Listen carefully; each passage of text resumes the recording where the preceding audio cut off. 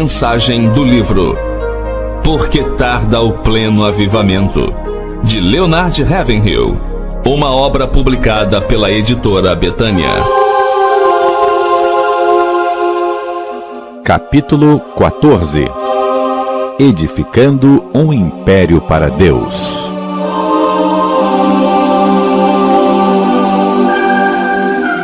Se naquele dia na estrada de Damasco Saulo tivesse encontrado um pregador e tivesse ouvido um sermão, ninguém nunca mais teria escutado falar dele. Mas ele se encontrou com Cristo. Às vezes podemos nos esquivar dos pregadores e de ouvir sermões, e muitas vezes o conseguimos, mas não há como fugir de um encontro com Cristo. E naquele instante, sua filosofia de vida teve um confronto com a própria vida. O zelote religioso exaltado encontrou-se com aquele que batiza com fogo, e em consequência disso, passou por uma transformação radical, e a civilização tomou novos rumos. Ó Senhor, aprovera-te fazer o mesmo de novo, embora até aquele dia ele fosse aos próprios olhos um impecável, rígido e legalista fariseu. Pouco depois ele passou a se apresentar como o principal dos pecadores aos olhos de Deus. E isso não nos espanta, pois ele foi para a igreja recém-nascida o que Herodes foi para o Cristo recém-nascido, transformando o negro inferno em um desespero de trevas ainda mais densas. Aquele que já teve uma experiência com Deus nunca será dissuadido por argumentação humana, pois uma experiência com Deus que custa alguma coisa vale muito e realiza uma obra em nós. O que Paulo vivenciou naquele dia não foi um experimento, foi uma experiência. Contudo, aquele seu encontro com o Senhor naquele dia deve ter sido, além de transformador, bastante aterrador. Ele teve uma visão de Deus que o cegou, pois foi mais resplandecente que o sol. A partir daquele instante, Paulo se tornou cego para todas as honras terrenas. Aqueles que honram a ti, Senhor, nunca me honrarão, disse F.W.H. Meyer. O confronto de Saulo com Cristo primeiro estraçalhou seu sonho de glórias intelectuais e aniquilou seus prospectos para a vida terrena, a vida temporal. Depois, já vencido, ele desce mais um degrau para entrar em outra batalha com Deus, o desvestimento. Aquele que submeteu no deserto da Arábia, cujas experiências ele foi proibido de relatar. E de alguma forma, esse conquistador de almas para Cristo, com seu intelecto privilegiado e sua maravilhosa linhagem, recebeu seu Senhor, não apenas como um substituto, mas também como sua vida, numa identificação total com Ele.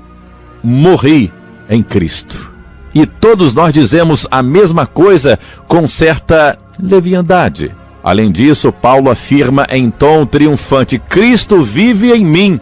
Vamos entender esse fato. Será que se nós dessemos esse mesmo testemunho, nossos amigos o confirmariam ou ririam de nós? Mas esse dedicado servo do Salvador ergueu-se de entre as cinzas do seu ego destruído para ser o Sansão do Novo Testamento, arrancando os portões da história com os ferrolhos e tudo, e levando os estábulos da corrupção asiática com o sangue de Cristo. Que homem abençoado! Depois de obter a paz com Deus, Paulo declarou guerra a tudo que era contra Deus. Primeiro ele encantou os intelectuais de Atenas com o seu doce novo cântico do Evangelho, mas terminou o seu hino abruptamente, lançando mão da trombeta da ressurreição, o que espantou os atenienses, fazendo com que fugissem assustados com a dureza dessa verdade. Mas o que fazia esse homem rir das difíceis barreiras que enfrentava? Por que morria diariamente? Qual a razão de possuir força inigualável para enfrentar as adversidades que enfrentou? Que explicação racional se poderia dar para o fato de haver suportado um fardo tão pesado? A resposta não está em nenhuma ideia que possamos ter, mas no bem redigido diário que deixou, onde expõe sua alma. Por mais espantoso que isso possa parecer, ele fez afirmações como: já não sou eu quem vive, mas Cristo vive em mim. Gálatas 2:20. Pensemos bem nisso. Ele não está afirmando que acredita no nascimento virginal de Jesus, nem diz que crê que ele ressuscitou. embora naturalmente cresça nesses fatos, o que ele diz é: Cristo vive em mim.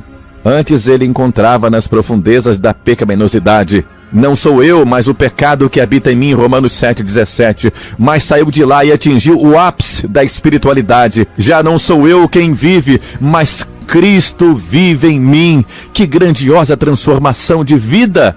A vida de Paulo foi exemplar. Ele não era uma placa de sinalização, era um verdadeiro guia. Ouçamos o que ele diz: o que também aprendestes e recebestes e ouvistes e vistes em mim, isso praticai. Filipenses 4:9.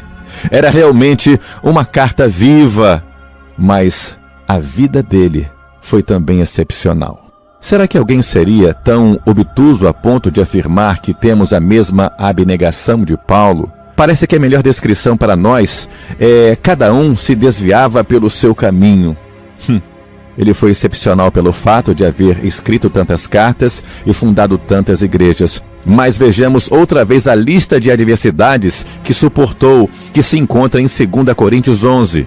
Será que ele está querendo mostrar-se mais sofredor que os outros mártires? Ou apresentar suas qualificações para ser incluído entre os santos? Não, não. Para ele, a posição, a linhagem, os privilégios são como refúgio para ganhar a Cristo.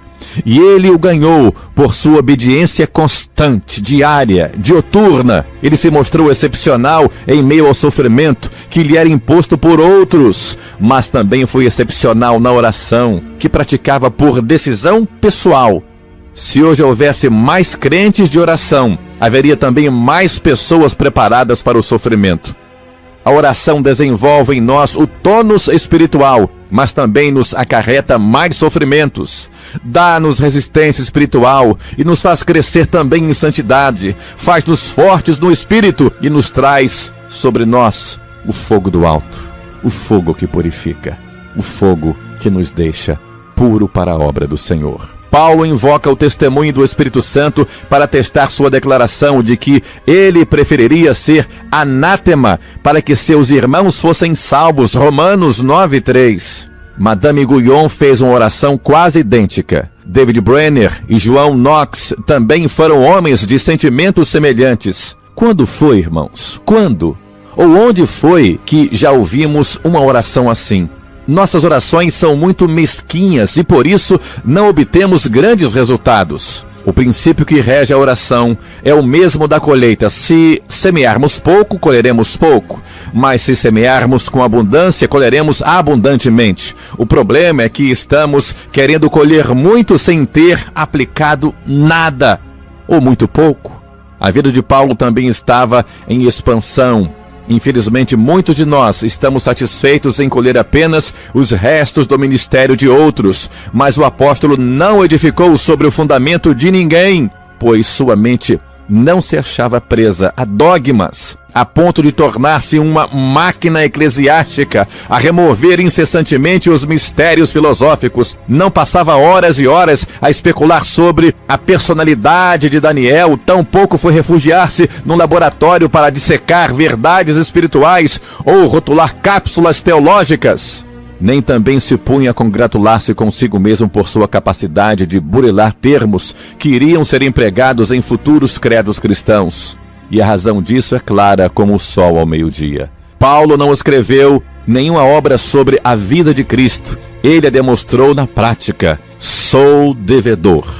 E até onde era humanamente possível, ele empenhou sua honra no esforço de saldar esse débito. E o preço poderia ser a prisão, pois ele preferia ser o prisioneiro no Senhor por alguns anos do que ver seus irmãos prisioneiros do inferno para sempre. Ele fez uma consagração total, a custo da própria vida. Quanto ao mais, ninguém me moleste.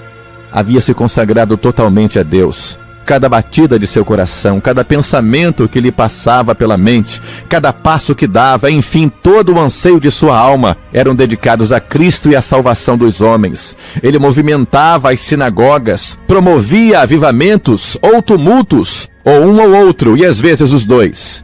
E hoje não vemos mais nenhuma das duas coisas nos nossos dias. Ou quando acontece, é raro.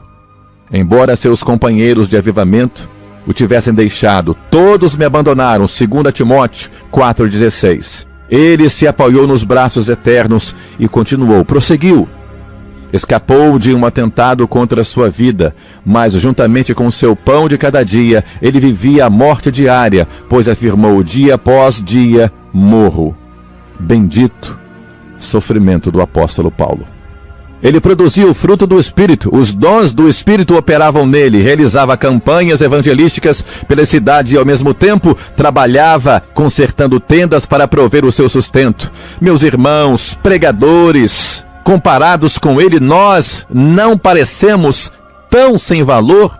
Houve ocasiões em que ele quase morreu de fome, e no entanto, quando a mesa estava posta, ele jejuava. Desejava que todos os homens fossem abençoados, mas era capaz de desejar que ele mesmo se tornasse anátema. Com um viver tão incomum, uma doutrina tão revolucionária, cheia de poder no espírito, esse cristão cheio da graça, do alto, esse que era um espetáculo ao mundo, constitui o equivalente cristão do fantástico político, do comunismo ateu.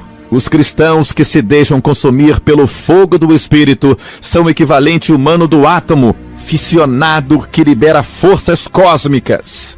E esse Paulo transformado, extasiado e que em breve seria arrebatado, afirma que todos nós podemos ser iguais a ele.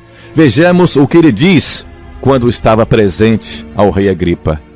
Abre aspas, assim Deus permitisse que, por pouco ou por muito, não apenas tu, ó rei, porém todos os que hoje me ouvem, se tornassem tais qual eu sou, exceto essas cadeias. Ele não diz que gostaria que todos escrevessem como ele escreveu, nem que todos fundassem igrejas como ele fundou, nem diz que gostaria que todos agissem como eu agi, mas que fossem tais como também eu sou. 1 Coríntios 7,7. E o mesmo Espírito que havia em Paulo pode estar em nós, para que nós com ele possamos identificar-nos com Cristo em sacrifício, ainda que não em serviço. E onde isso iria levar-nos, meu irmão?